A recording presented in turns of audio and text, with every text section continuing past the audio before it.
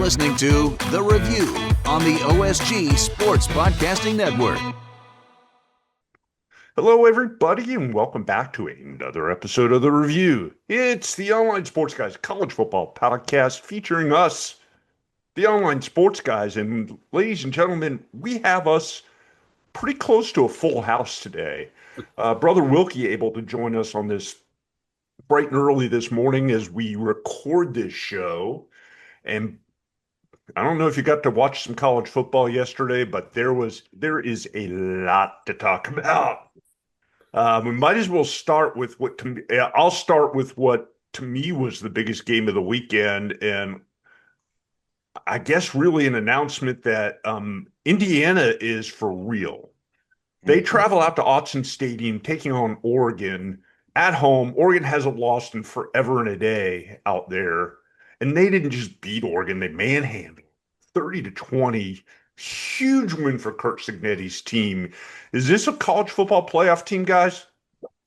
Most definitely.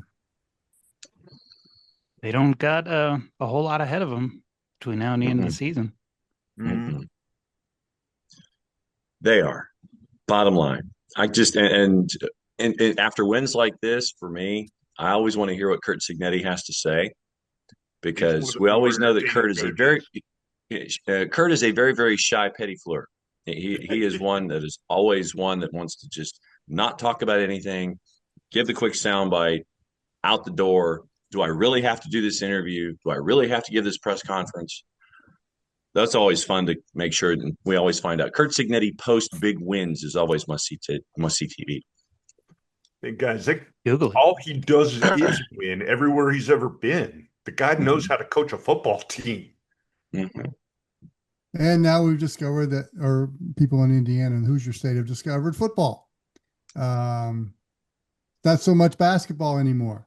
Who would have thought it? Good for them. When you look at Indiana's schedule,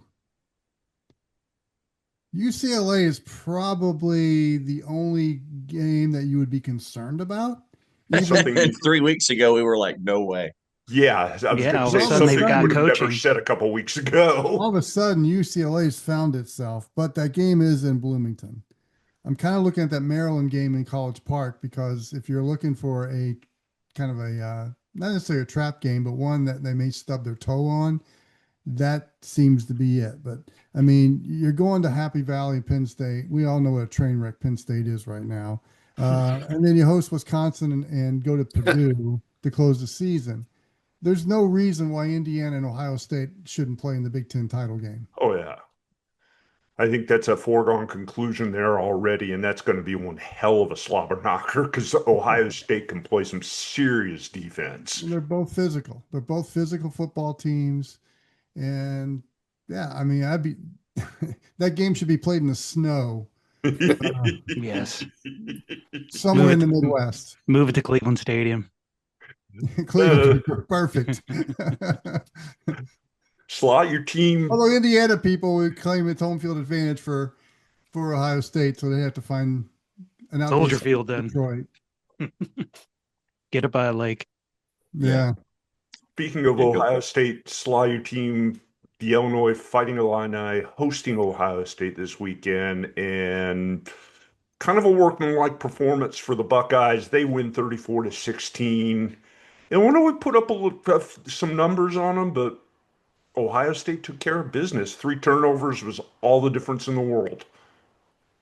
Yeah, I get the feeling Ohio State could have put whatever score up there that they wanted to in the game. Illinois made all the mistakes, and it pretty much ended up the score line that a lot of people predicted. But the one good thing that came out of it for Illinois is they realized that going no huddle is probably their path forward. They, even against a really good defense, they were able to do some things, and they've got a schedule coming up where they're going to need to put up some points. So that'll be interesting. They've got a bye week to figure it out, and 2 losses to Indiana and Ohio State at 5-2, you can certainly live with that. Yeah, after the game, Bert was commenting how Ohio State couldn't stop the hurry up, and it's like, well, okay, start doing that sooner. Yeah, maybe that's a subtle hint. Yeah. I'm sure Patricia won't make any adjustments after that comment. Not at But all. a quick thing about Indiana is that I don't remember a team being as prepared week to week from a game plan standpoint like Kurt Cignetti's teams. I mean, it is off the charts, and they're at or near the top of the list in college football in that regard. No, Yeah. I agree with you there. And I think that's the magic of his coaching personality. That those guys are prepared. And when they don't do anything exotic. It's pretty simple when you look at it. And other teams just can't stop them because they execute so well. So yeah, hats off to Indiana. It's funny how we're talking about a lot of Big Ten here at the top of the list because right now, arguably, those two teams are the best two teams in college football. Wow, we must not work for ESPN because you're allowed to say that. Would they No be kidding. bleeping, No kidding. would they be bleeping us if we did? Getting into SEC action, your top ranked going into the week SEC team, the Ole Miss goes. They get to 6-0. They're bowl eligible. They were a 32-point favorite against Washington State, and they ended up beating Washington State by a whole 3 points. Yeah. Mm. How do you even get from Pullman, Washington to Oxford? That to me was I think Flying to fascinating. Memphis. Planes, Flying to trains, and Memphis and drive. automobiles. I was Yeah. going to say, yeah, I think that's the planes, trains, and automobiles strategy. Yeah, my gut tells me that Ole Miss, the Brown Bears, they were looking for the game next week Yeah, with exactly. UGA, and it was like Washington State. Who are these people, and how do you spell Palouse? You know, Yeah, they it's were just coming like, off of a bye week, no less. And yeah. they still So no, they walk through the game. yeah they were looking at the matchup they got next week, and it was like, oh, by the way, we probably should do something here. But you just kind of slide through at the end of it, and I think that once again we are reminded that when you have athletes like Trinidad Chambliss that you find, as Mhm. opposed to the ones that look out for you, then it's like, I want to go to this place. No, Trinidad Chambliss was sought out. When you find that individual that works your system and does it well, you know that when you really need that athlete to perform, you're going to get that kind of a performance. That doesn't quite happen when you're looking at NIL in other places as folks are looking at you. But when you find that athlete, you get to see somebody like Trinidad Chambliss who goes for 253 and 2 yesterday and just squeaked out a win. I think there's a difference there. Yeah, Mr. Chambliss has quickly played himself in the Heisman Trophy consideration, I think. Lane Well, it 8, definitely we'll see what helps. happens. It definitely helps to have those great athletes there, but and Washington State's been struggling. But again, consider this from the Washington State side. This was their Super Bowl, pretty much. Oh, yeah. That they were going into Oxford, Mississippi, against a ranked SEC team, and they brought out their A game. And Ole Miss, to your point, looked ahead toward Georgia and forgot, hey, there's there's another there's another team in front of us here. It's kind of punching us in the mouth. And when you look at some of the chunk plays that Washington State was able to get against Ole Miss, there's some concern there when you go into the Georgia game because Georgia will expose that. Yeah, run those exact same plays. Yeah, with a better quarterback. Yeah, speaking of the Georgia Bulldogs, and this is probably something that John's going to end up talking a lot about. An interesting game on the Plains in Auburn. Georgia gets the win, 20-10. It wasn't exactly the best played game in the world. No. Nor was it the best refereed game in the world. No. The last 2 minutes of the first half took what? 45 minutes?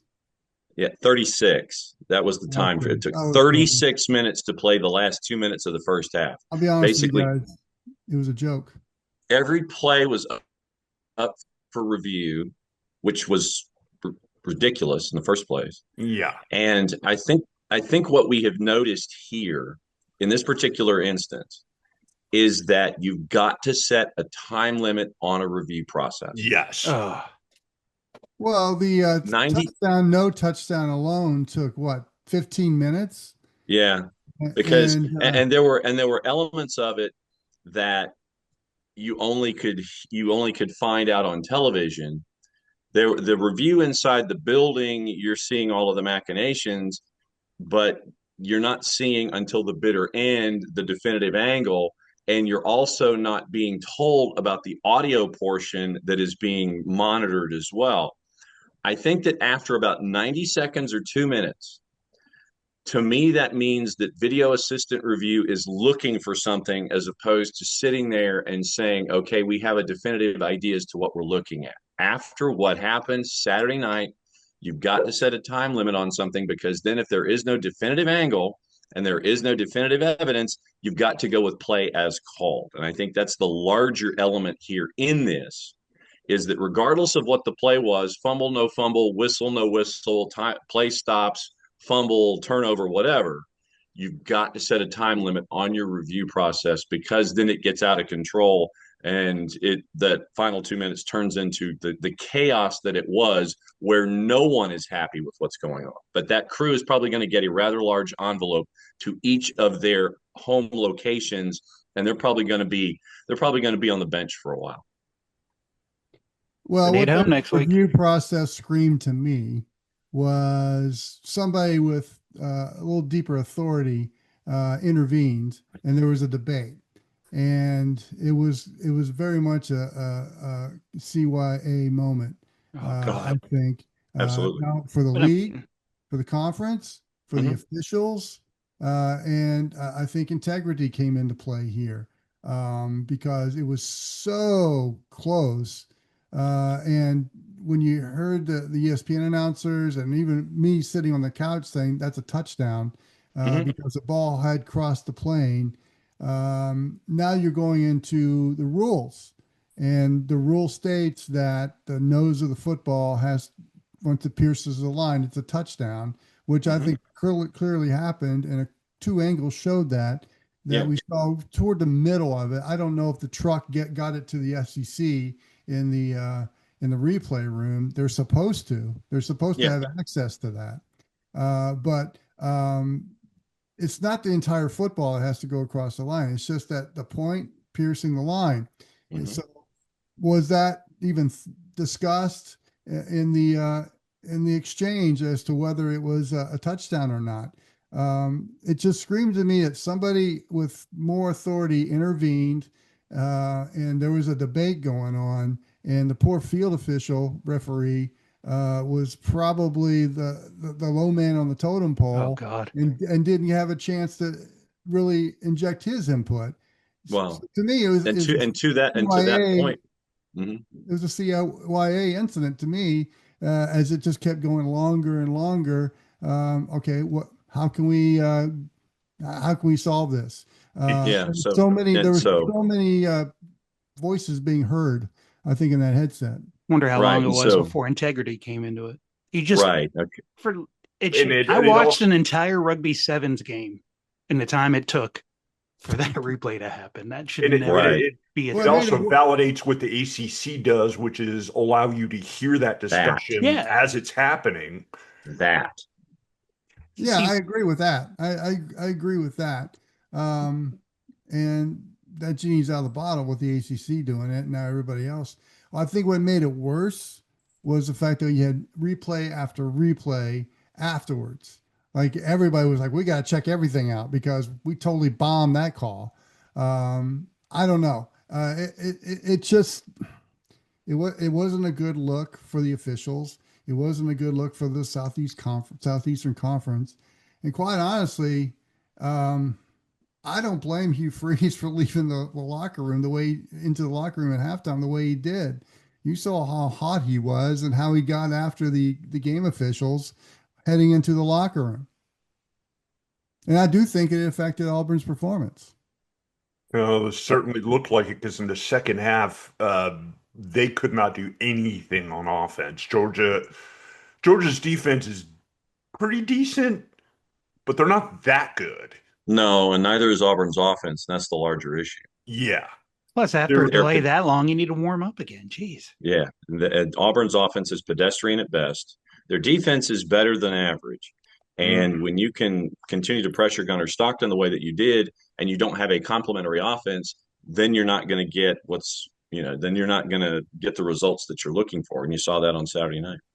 I mean, Georgia. However, had Auburn scored that touchdown, Yeah, to make it 17-0, don't discount confidence and building that confidence, because they would have had that confidence going in their locker room. And Absolutely. it may have been a different outcome. Oh yeah, game state would have been entirely different. Performance by that offense. Mhm. Because now they're like, well, what the hell do we have to do? I mean, we just got a touchdown taken away from us. I wonder what that locker room was like at halftime. Deflated. Yeah, exactly. And that's your job to as a coaching staff, to go in there and build them back up. And obviously, I don't know if that happened or not. And Yeah, you still have a half of 'cause football. you had a head coach that was going in to the locker room ticked off and probably as negative as the rest of the players. And really, I can't blame him. I would have been that way too. And especially the drive by Georgia afterwards, they got the field goal. I mean, obviously there's some momentum there for Georgia and new life for the Bulldogs, but at the same time, it was like a couple more calls went against them. So, yeah, I really think that affected Auburn the rest of the way. And I know their offense has got some issues, but I thought they had a good game plan going against Georgia, and they got sidetracked. At the end of the day, you still have to play that second half, and if you don't finish, you don't win. Moving on down the list here, Texas A&M and Florida. Florida's defense put up a good fight for a while. The Gators tied at 14 after one quarter. They end up losing. Texas A&M wins 34-17. Don't really have to go into too much detail there. Texas finally gets a decent win for them. They win the Red River rivalry game against Oklahoma. Just call it the Red River Shootout. Let's call it shootout. 23-6. Again, not the prettiest game in the world, but they did what they needed to do to get the win. The Texas defense looked dominant, or Oklahoma's offense was highly overrated. Yes. Decide. But, good on both of them for keeping that game at the State Fair and in that old stadium. Props to the city of Dallas for doing some renovation in that stadium. Yes. Hey, Sly, Arch Manning for Heisman, right?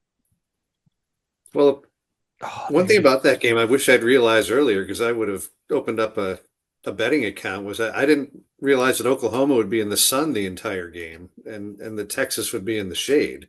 I mean, that if I'd known that going in, that was an easy one. But a quick point about the last 2 minutes of Georgia Auburn, the length of it and the insanity of it. The only comp I have is Jean Van de Velde playing the 18th hole at Carnoustie in 1999. But quite the analogy.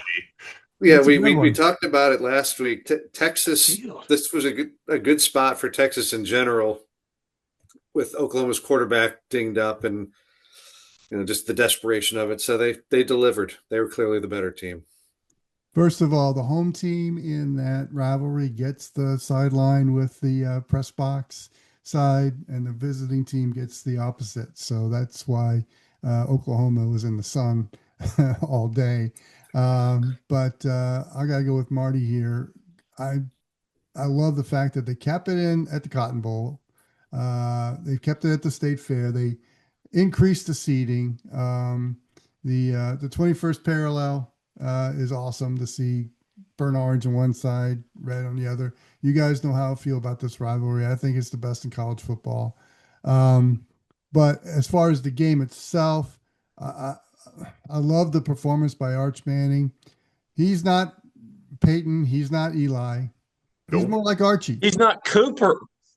He's more like Archie. Archie ran for his life half the time, but made plays. And Arch is now starting to figure that out. Yeah, run for your life. Yeah, exactly. So, but that was a huge win for him and for the Longhorns. I don't think Oklahoma's offense is overrated. I just think they ran into a team in Texas that got that's a little better defense than they faced and didn't know how to handle it.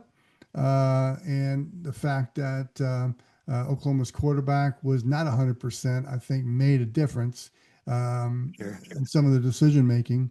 But yeah, this is a good win for Texas. They've, the people in Austin are really starting to question about whether it was a great move to bring Arch Manning as your starting quarterback, and there's so much hype on him. But we'll see where it goes now for Texas, because now they're back in the middle of the SEC race. Lesson learned: get your injury information from Chipotle. Yes. Somebody sent Quinn Ewers an apology. Moving down the top 25 here, another good matchup in Columbia, Missouri. Alabama goes on the road and gets the win 27-24 on what ended up being a pretty darn good game. Ty Simpson ended up padding up his statistical accomplishments this season: 23 for 31, 200 yards, 3 touchdowns. This game I expected to be close, and it was. And Alabama did what they had to do to get the win, but Missouri's pretty tough. Not a shock. Yeah, the two plays that stood out in the fourth quarter were the fake punt that didn't work, and then the throw by Ty Simpson on that to get that first down late in the game. Fourth and 8. I mean, just incredible throw. And Alabama, I mean, It was awesome. Yeah. Ty Simpson, top of the sport at the moment. Yeah, near the top. The best quarterback going right now. Yeah, he's man, from game one to now, he is just zoomed. And look, I think Alabama is probably right there with Ohio State and Indiana, the way they're playing. I know they got some tests they got to pass, and a lot of tests they got to pass. But right now, I think your top 3 college football teams are Ohio State, Indiana, and Alabama. I mean, the way they've recovered after that Florida State loss, I think it says a lot about Kalen DeBoer, too. It was Florida State, Wilkie. Come on. Florida State played their brains out, obviously. And apparently they didn't take anything with them after the game. They left them all there. They left it there. They pick them back up on the way out. Yeah, as we said at the beginning, that it was proven to be a fluke. You know how I feel about first games of college football season. They're a crapshoot, and I would just go with the first 4 letters. It came up snake eyes for Alabama in game 1. However, ever since then, they've answered the call and the challenges, and they've got some major ones coming in league play. But right now, I think they're playing as good as football as anybody else in the country, and I think they're probably one of the top 3 right now. Really, at this point, the only real challenge they've got left on their schedule going forward from here is the Auburn game, and they should be favored in that game. The only advantage Auburn has is the fact that it's at Auburn. And funny the boss things loves happen. You for saying what you're saying, Phil, by the way, but she doesn't believe a word of it. Never know. Strange things happen. The place is haunted. We know this. Saban said as much. I kind of disagree with you, Phil, because I do think the Tennessee game is going to be it's going to be tough for Alabama. That's a rivalry. I also think the Oklahoma game is going to be a tough one for Alabama. I mean, you look at their schedule right now; they've already got 3 ranked teams they got to play, and I know LSU is kind of a basket case right now, but it's Alabama. When Alabama comes into your stadium, you're going up against Alabama. You're going to brings out the best in you. So I think those are 3 legit challenges that Alabama has to hurdle, as well as the Auburn game. We all know about that rivalry and how insane it can be. So no, I think Alabama's got some huge challenges ahead. And if they run the table on that, I mean, man, think about it right now. The loss to Florida State created an earthquake in that state, and now it's those tremors have come and gone. And Florida State has fallen through the crevice. Well, they need to find another conference. They can't win in the ACC. No, they can't. Yeah, last seen passing the Earth's core on its way down. We'll get to Penn State in a little bit. Oh, yes. yeah. Oh, yeah. As we work our way down here, Yeah. Texas Tech, a top 10 team, believe it or not, they trounce Kansas 42-17. The aforementioned LSU Tigers 20-10 over South Carolina. There's really not much to get into on that one. No. Wilkie just mentioned Tennessee. Tennessee, another close win, but they did pull it out 34-31 over Arkansas at Neyland Stadium, and what ended up being a lot closer game than most people thought it would be. I don't want to know about people pulling anything out, okay? Hey, now. Not there. I didn't think it was. I think it went just exactly the way it was supposed to go. Arkansas had a week off heading into that game. New coach. Half the defensive staff was fired, and I thought the defense played really well. Not really a new coach, a new old coach. Well, new interim coach, bringing new energy, whatever that means. So, of course, Arkansas is just going for 6 wins to get a bowl game. Let's circle back to Texas Tech. I like this team a lot.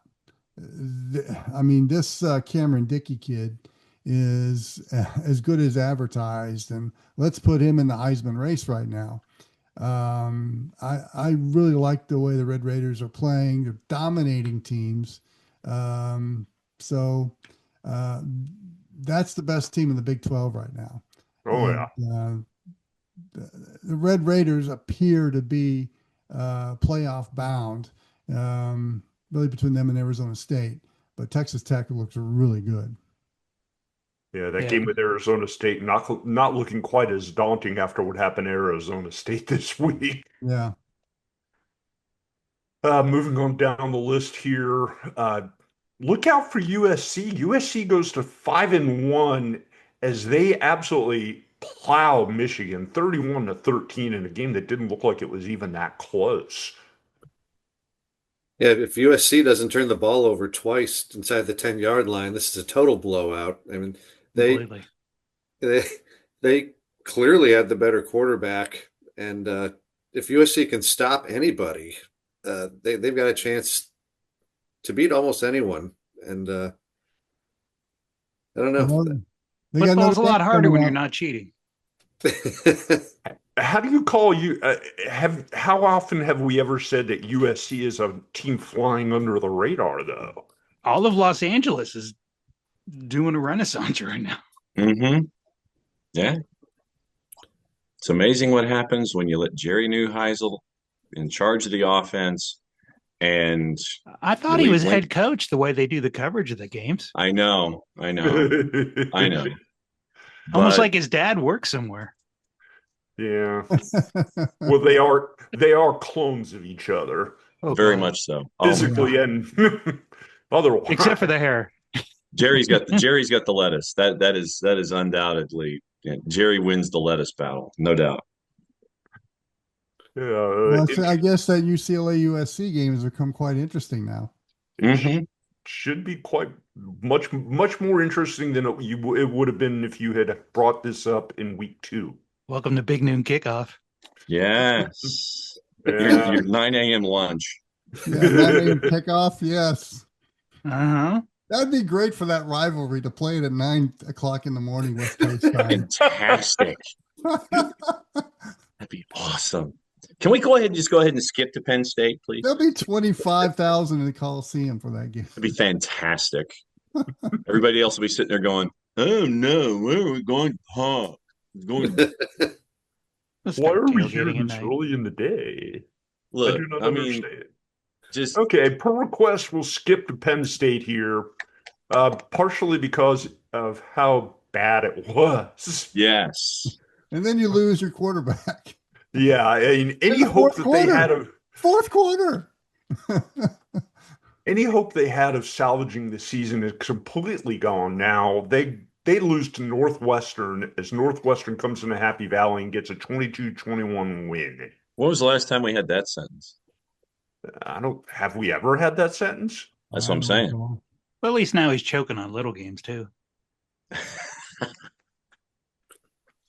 I defer the floor to Sly for the time being. Well, I have a larger, darker take on this.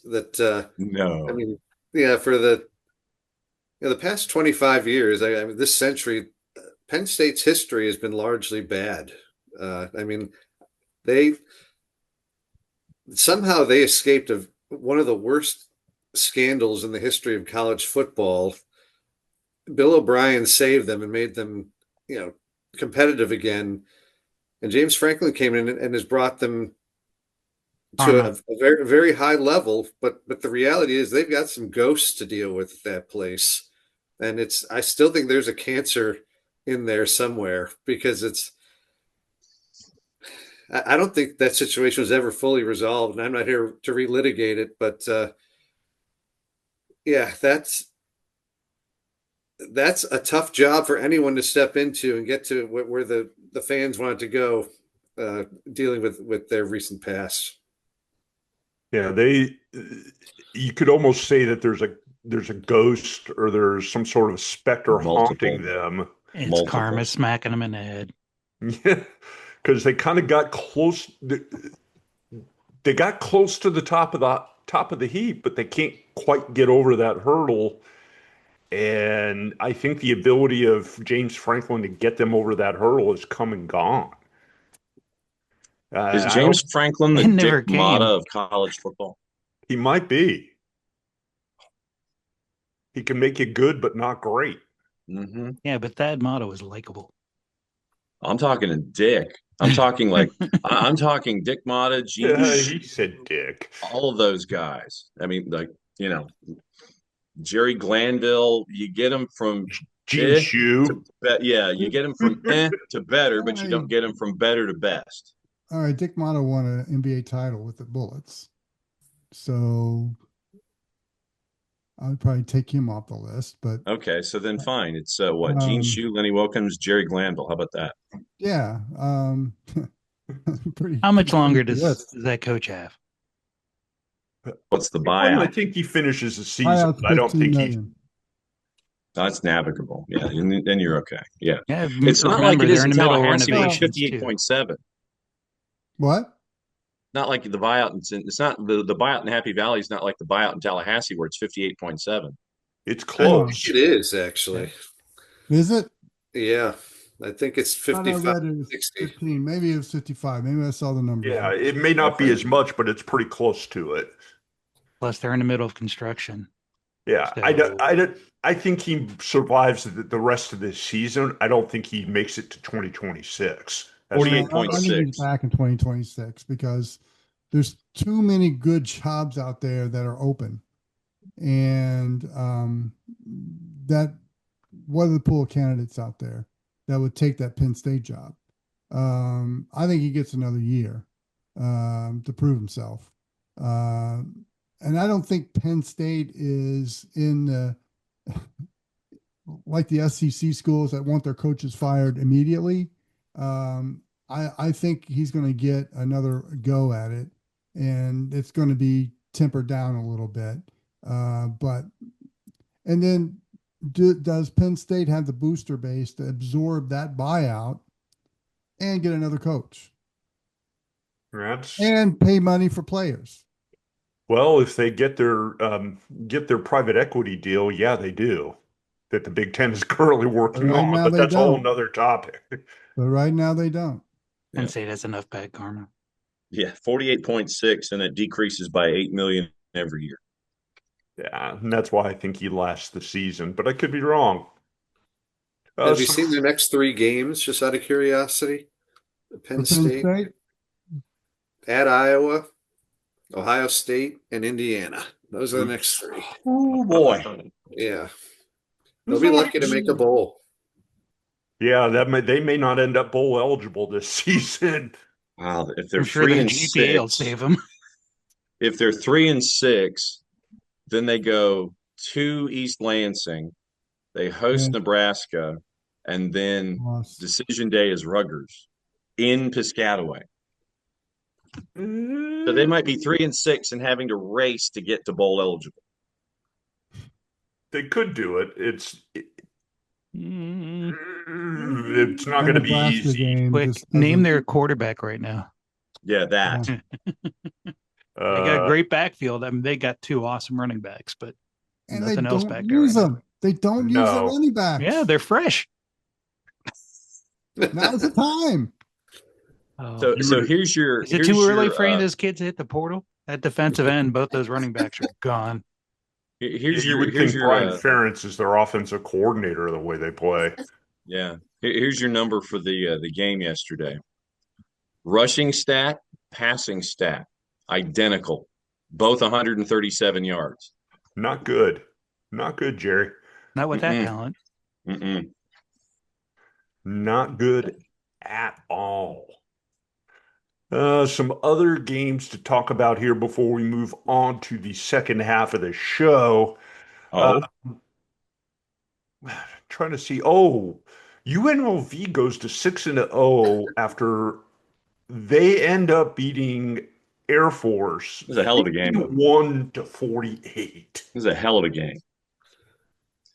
That was definitely Mountain West after dark, and you get that. And don't tell me for a second that Dan Mullen will not be lobbying for a P4 gig after this season, because either UNLV does or does not have the money that the athletic department said they did to bring Dan Mullen in the first place. I think it was his way of getting himself back into the game again. Speaking of your Armed Forces Academies, Navy goes to 6-0 with a 32-31 win over Temple. That was also a hell of a game. I like to see that. Speaking of coaches on hot seats, I want to mention Luke Fickell at Wisconsin because they may have quit on him. Iowa comes into Madison and just absolutely throws it down on them, 37-0. And what was the total, kids? 37.5. Oh man. Well, you never try to get an over with an Iowa game. No. But I mean, that's more points than they score in 3 games total usually. And it's more of a statement of how bad Wisconsin is. They got a whole 209 yards of offense in this game. But you expect with Fickell as a coach, they play some D. Yeah. Apparently not if they let if Iowa scored 37 on them. And what's the path forward for Wisconsin? With all the teams that are getting better in the Big Ten, they've gone the other direction. Yeah, it's going to take a while for them to even overtake UCLA at this point. They're going to have an in-season trade with Penn State for coaches. Yeah. Here's your path forward for Wisconsin. It's the Roadrunner and Coyote cartoon where he paints the coyote paints the tunnel on the edge of the rock, and then the Roadrunner goes into the tunnel through the rock and out the other side. Then the coyote looks at it and goes, "Hey, how'd that happen?" Then he tries to do the same thing and he smashes into the rock. That's the plan forward. Yep. Not a bad analogy there either. Meep. That's Texas San Antonio. Guys, what do you say we wrap things up in the first half of the show? We've talked quite a bit about some of the games that happened this past weekend. So the first half goes 45 minutes. What a shock. And we come back in the second half of the show. We will talk about the upcoming schedule for next week, which includes quite a few games that of some interest. And, of course, everybody's favorite segment, college football on a budget.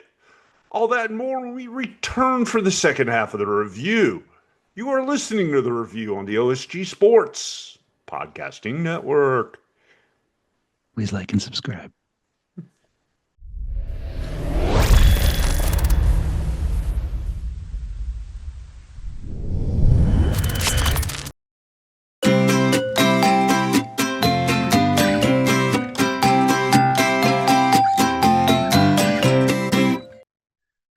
over here in the OSG sports side of things, we talk football. FOOTBALL. College football version here with the college football review every single week. But for those of you that like not just football with 2 O's, but football with a U, FUTBOL, there's the Soccer Down Here Network.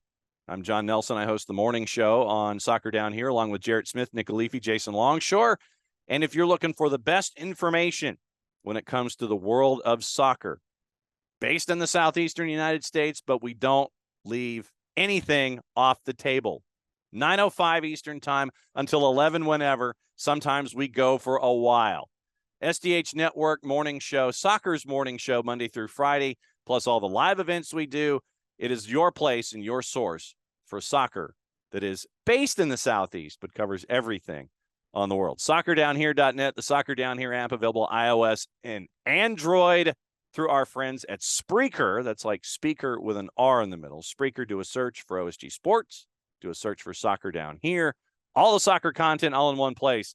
It is the SDH Network and Soccer Down Here.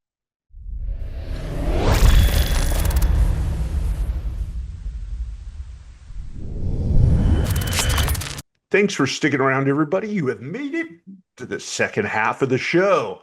And guys, we have finally hit the point of the season where we have pretty much a full week of college football with For the games next on 6 weeks, we do.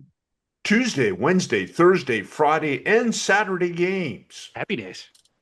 Very nice.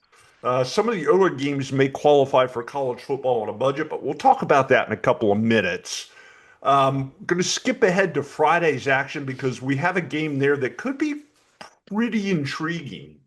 And that's when Louisville travels down to Hard Rock Stadium to take on what looks like going to be the number 2 team in the country, the Miami Hurricanes.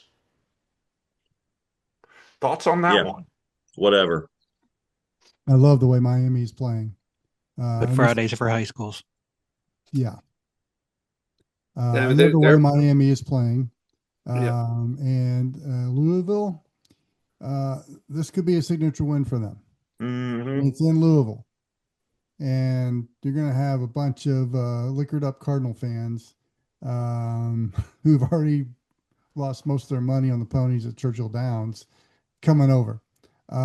Making the trip down to Miami. Making the trip down to Miami. They lost their money at Churchill Downs, and then they go to the Fronton and lose more. My fault. I thought it was in Louisville. No, they're just going to lose money at the Highlight Fronton and wonder what this whole highlight is about. Yeah, here's the deal. JIALI. What kind of crowd's going to show up at Hard Rock? Because it's what is it, an hour away from the campus? Yep. Yeah, They're going to show up for my Florida State and another name brand, but for Louisville, this is where I think Louisville might have a chance. But I think Miami is a really good football team, almost a complete football team, and I like the Canes in this one. Yeah, and right now you can get in the door for this game for $25. That should tell you everything you need to know right there. Yeah. That's an indictment on Miami more than who they're playing. Right. I agree. Yeah, or the fans. Kicking off action on Saturday, we've got some interesting games to talk about. The first game on the list, LSU traveling to Nash Vegas to take on the Vanderbilt Commodores. That should be an interesting matchup. Yeah, I'm spelling a Vanderbilt win here, to be honest with you. Interesting, yeah, maybe, but man, Vanderbilt just impresses you every time you watch them play. So I'm smelling a Vandy win at home. Oh God, they're bringing it. That place can be. Guys, I just want to mention right now, the lowest price tickets for that game are going for around $200. Good. About time. Yeah, I love the fact that there is extreme interest in Vanderbilt football all of a sudden in the Nashville area. And it's been a long time coming. Be there.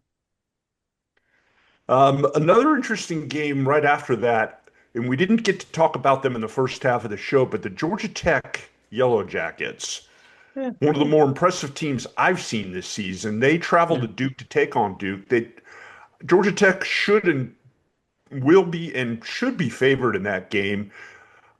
I think that Tech is your dark horse team that nobody's really taking that seriously and doesn't get a whole lot of mention, but they could be a party pooper for just about anybody, including Miami, if they make it to the ACC championship game.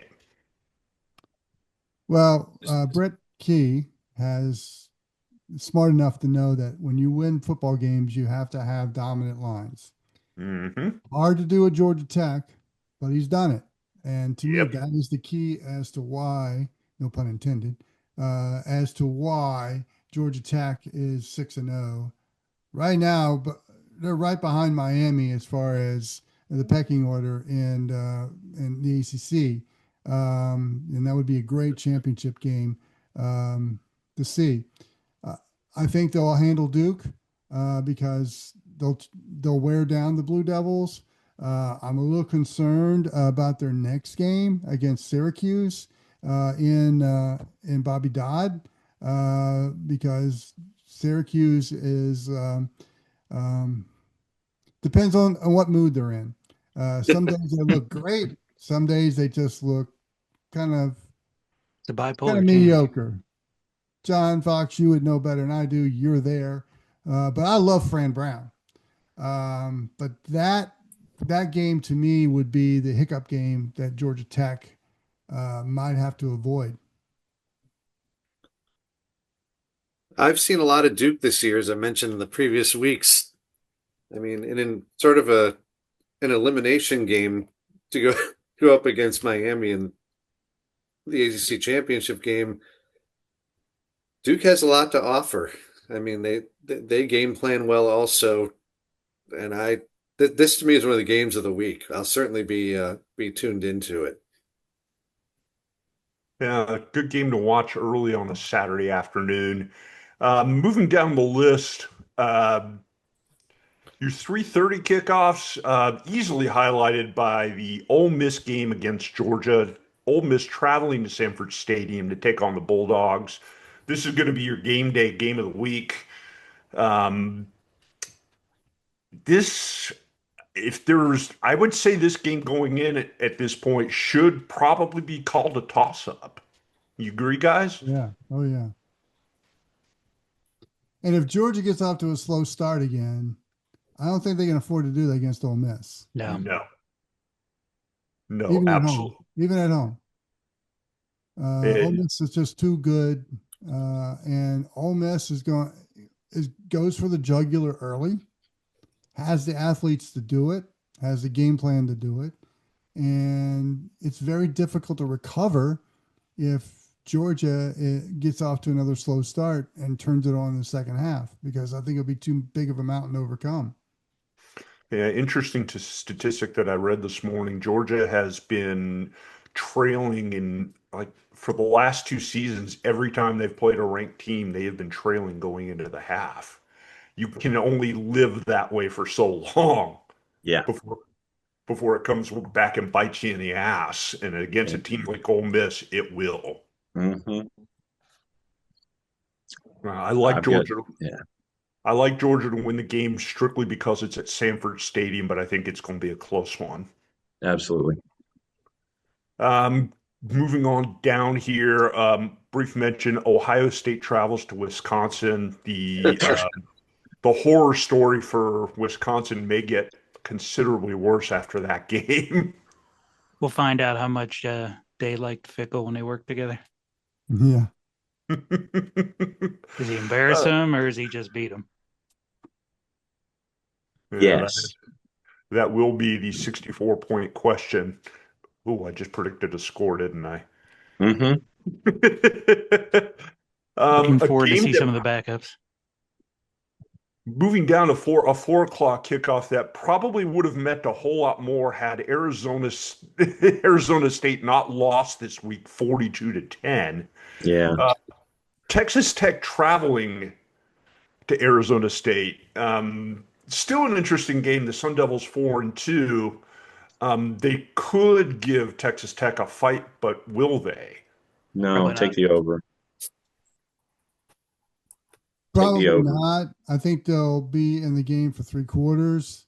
and Texas Tech just has way too much firepower for the Sun Devils. And this will catapult Texas Tech as the team in the Big 12 this year. Unless Yeah. the Is Heat the gets Arizona- to Tech, they're done. Yeah. Is the Arizona State quarterback still out? Won't know probably won't be until a game time decision on that in terms of whether Yeah. he plays this coming week. You can see what it did to them with them not having him last week. Yeah. Yeah. Um, Jeff Sims in relief went 18 of 38 for 124. So that's not an optimistic number. no, not at all. Got to mention this game because it's the alma mater and it's our big rival, one of our two big rivalry games. Yeah. It's Southern, not State. Georgia Southern hosting Georgia State at Allen E. Paulson Stadium. If I am home, I will be watching this one. Neither team particularly good this year, but hopefully Southern pulls that one out. I'm with you, Phil. It's a rivalry. Records don't matter. Too. No, they don't. Well, I've got an Eagle in the house, so I'm with you, Phil. Yeah, I got to take Southern because I will never not bet against us. Yes. The other game, the bigger game that night, Tennessee traveling to Bryant-Denny Stadium in Tuscaloosa to take on the Alabama Crimson Tide. Tennessee's been another team that struggled a little bit here over the last few weeks. I like Alabama in this game. I think they win, and I think they win fairly handily, believe it or not. I tend to agree with you, especially if Tennessee gets off to a slow start like they did against Arkansas. And I think Alabama has checked a lot of boxes now. They're clearly one of the top college football teams this year. And it may not feel like it at the beginning, but I do think Alabama will win this rather handily. This will tell you what they really are. Mm-hmm. Yeah, I would have to agree there. And then you got a game that's kind of another under the radar game, and it's a rivalry game, no less. Holy War? USC traveling to Notre Dame. 7:30 kickoff on NBC and Peacock. Right now, USC is not ranked. I think that'll change once the polls come out. And Notre Dame's been playing some good football after a little bit of a rough start. Still, it's an elimination game for Notre Dame. Mm-hmm. They have to win if they're going to make the college football playoff. And you're right, USC is playing so well right now. I love this matchup, to be honest with you. Might be the most meaningful USC Notre Dame game in quite some time. USC now is positioned, if they can win this game, with Penn State's collapse, to maybe be the fourth team in the Big Ten to potentially get into the playoffs. So huge implications in this one.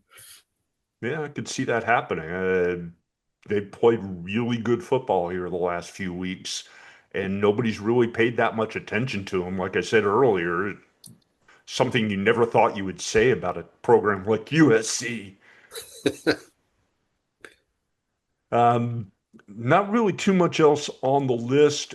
Utah at BYU might be an intriguing matchup. Oh, yeah. Utah, you got Holy War in Provo. Holy War is always a great matchup. Utah's playing much better heading into this game than they got off to a little bit of a rough start this season, but BYU is doing what BYU does and just piling up wins. Yeah, I just like saying Kalani Sitake. It doesn't matter. I mean, between Utah and BYU, I mean, anything can happen. Records out the window. For those of you interested in going to said game, your get-in price for that one, $287. Which leads me to everybody's favorite segment, the stuff we end the show with. It's college football on a budget, where we talk about games that can educate you on the game of college football and only cost you roughly the cost of your favorite soft drink of choice, whatever that may be. We'll start because, well, college football week starts on a Tuesday this week. Damn right. All three games there kind of fitting the bill. New Mexico State traveling to Liberty. You're getting price in Lynchburg, Virginia, $11. Nah. Nah. No. I lived in Lynchburg, albeit like forever and a day ago for about a year. Unless it's changed dramatically, no real reason to go. No. Other than the lemonade. Different Lynchburg. Yes. Different Lynchburg. The other $11 game. Arkansas State traveling to South Alabama. Also, you're getting price for that one, $11. On a Tuesday night in Mobile. Yes. Because once the game's over, you can hop on a boat. And you can probably find you a nice little island bar, and you can spend some time to wrap up your evening. All right, I'm sold. I You got me with that. I changed. I got the week off. I'm sold. There you go. And your final game on Tuesday night, Florida International at Western Kentucky. Get in price for that one, guys. $8. I'm going to Mobile. Yeah. I mean, if we're going to Mobile, basically we phrase it this way. We've been to Bowling Green already this year. It's a chance to go to someplace different, going to Mobile. Yes. And so if you haven't been to Bowling Green already this year, go, because it's an experience and you get to see the Chigger first and foremost up close and personal. And buy the gear because you will be poor. But if you haven't been, go. If you have been, share the experience with somebody else. It's $8. A lot to be said there. Moving on, both Wednesday games are a little bit too expensive to qualify for this list, but Thursday is not. Tulsa traveling to Dowdy-Ficklen Stadium. $34 for Delaware and Jacksonville State. Yeah. Supply and demand. Move on. Big money. Your Thursday game, Tulsa at East Carolina at Dowdy-Ficklen Stadium. Getting price for that one, $7. That was once there once. It wasn't great. Yeah. Like I said, if it's a rivalry game and you haven't been, go. If you have been, share the experience with somebody else. So it's a conditional ding. It's like a dig. Yeah, I think that might be the lowest priced game on the board this week. Have we been to Peden Stadium yet? Not yet, but we are working towards it. Moving on, Friday's game's a little bit more expensive to get into, but Saturday we got plenty of games that qualify here. Starting off with a noon kickoff in Chestnut Hill, Massachusetts. UConn traveling there to take on Boston College. You're getting price for that one, $8. And it's great campus to hang out at, BC. It's fall in Boston. Yep. I know a couple of dive bars there by BC. I'm there. Yeah. You taught perfect time of year to be there. Exactly. Mm-hmm. The weather's starting to cool. Fall is in the air. Where better to be for a cheap football date game? This next one might be the answer to that. Yes. And that one would be Army traveling to Yeoman Stadium to take on Tulane. Get in price for that one, guys, $10. Noon in New Orleans. I'd rather be in Boston. Noon in New Orleans on a Saturday, and you get to see an armed services team go up against Tulane. That is like ding, ding, ding, ding, ding. Do we get the Bob for beignets? Yours in New Orleans. Yeah, that actually should be some good football there. Yeah, absolutely. But do we get to Bob for beignets like we saw this week? Oh. So is that actually 11 in New Orleans, that game? Yes. It is. Yeah, so it could theoretically be the end of the night to go to the game. Yes. If you plan I like accordingly, yes. Yes, that could be your nightcap. Yeah, yes. I'm in on that concept. Uh-huh. It's all in how you frame it. Mr. Fox framed it correctly. Yes. I have to agree with him on that one. Uh-huh. Actually, guys, I think I have found the cheapest game of the week. Temple at Charlotte, a 3:30 kickoff on the plus. You're getting price at Jerry Richardson Stadium in Charlotte, $6. There is absolutely nothing that would motivate me to go to that game, even at that price. I'm gonna Nope. go just because my cousin Danny Green's son plays for Temple. All right, you got a little motivation there. Yeah, Yeah, that's take a care of good the reason. family. You'll be the guy with no one around you, I'm sure. No, because probably no have one's Danny gonna next to show me. up. Buy 16 tickets for $96 and then spread the love. And then your final game for college football on a budget this week. Nuh-uh. Late night kickoff at Reser Stadium in Corvallis, Oregon. Lafayette taking on Oregon State. You're getting price for that one, $7. And as much as I speak the virtues of the state of Oregon for its tourism and everything else, I don't think I could go for that game. Hey, No. it's a top 2 team in the Pac-12, That is true. In the 2-pack? Yes. and you might get to see their first win. Yes. That's a great selling point right there. Well, That and should be of in course, marketing instead of engineering. yes. And Phil completely skipped over the trip to Peden Stadium in Athens, Ohio for the fourth week in a row with Northern Illinois going to Ohio U. Oh, I missed that. No, you didn't. $6, same price. If you haven't been, go. If you have been, share the experience. If you have been, still go. That's a beautiful campus. Yep, and Ohio's still living off the remnants of their win over West Virginia earlier in the season. As they should. Now I have found another $6 game. Uh-oh. Ooh. Dartmouth at Fordham. Oh. Ooh. $6. Go to the Bronx. Eat some fine Italian restaurants. See some. Absolutely. Eat some And be good careful. Italian or eat And some head- great then Italian head food over or deli to, food. Head over to Fordham. And then if you don't want to go there, you can go to Yale Bowl again for Stonehill and Yale for $10. Stonehill's a university? Correct. I don't know if they're the Crabs or not. Sounds like a good pizza place. That's what I'm saying. And they have crabs. That's all I'm saying. I don't want to change the rating of this podcast, so I'm not going to take any of these jokes off of that one. Guys, I think we have rambled on for a good time, and we'll end on that really, really bad dad joke. Needless to say, this past weekend was a pretty good week for college football. Lots of good games. Next week, there are some intriguing matchups, some little less intriguing. By the way, John, your Seminoles travel out to Stanford Stadium to take on the Cardinals this weekend. Singular, Cardinal. Yes.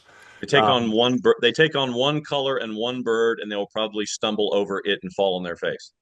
Yeah, I'm curious to see what happens when they run up against the tree.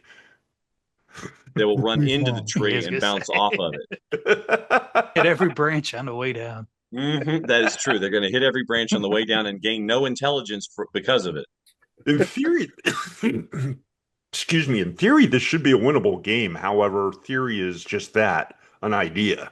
Well, it is an ACC game. There is that. And we know the track record in the ACC right now. Yes, we do. Thank And you we for the do know reminder, the- each and every one of you. I really appreciate it, and I love you all very much. And the Yeah. ACC gods are punishing the Seminoles. Just go to the American and Legal get it over action. with. Guys, I'm going to go ahead and wrap it up here. Brother Wilkie, we are so happy that you joined this week. It's been too long. We love hearing from you and your insight. Sly Fox, always a pleasure. John, even if you're in Auburn, we still love seeing you. I'm in Columbus. I'm not even in Auburn. I'm in Phoenix City, Alabama, sir. Oh, the thriving metropolis of Phoenix City, Alabama. There's some great Hey. hot dog joints about a mile and a half away from here, and we're going there for lunch. I'm just surprised they got a hotel. You But can it's get in them. Phoenix City. It's not Columbus. Yeah, you can get them outside of Auburn. You just can't get them inside of Auburn. True. $900 versus not. We went with not. Yeah, I want to say no. I don't think even the one time I had to work a game down there and we stayed overnight, we did not stay in the city of Auburn. Anyway, for the entire OSG Sports team, thank you for tuning in, everybody. Thank you for listening. Thank you for watching. We appreciate your viewership and listening. Make sure you tune into the College Football X halfway through the week, where Brother Wilkie and Brother John talk college football with some of the people who make the game what it is. And with that all being said, have a great week, everybody, and we will catch you again next week. Bye-bye. Please like and subscribe.